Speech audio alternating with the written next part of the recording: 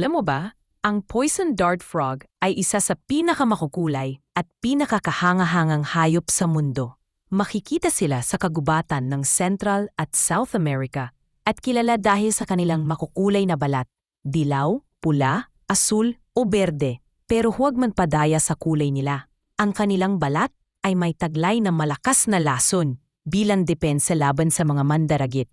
Sa katunayan, ang ilang species ay may sapat na lason para makapatay ng 10 tao. Tinawag silang dart frog dahil ginamit ng mga katutubo ang kanilang lason sa dulo ng pana bilang panghuli at pangangaso. Bagamat nakakatakot pakinggan, hindi lahat ay mapanganib. Kapag nasa kulungan ang mga palaka, kadalasang nawawala ang kanilang lason dahil hindi nila naukuha ang tamang pagkain na nagbibigay ng toxin. Nakakabilib ito dahil ipinapakita ng poison dart frog kung paano nagagamit ng kalikasan ang ganda bilang babala at proteksyon sa buhay.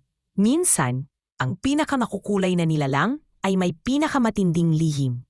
Ngayon alam mo na, huwag kalimutang mag-like at i-share ang video na ito.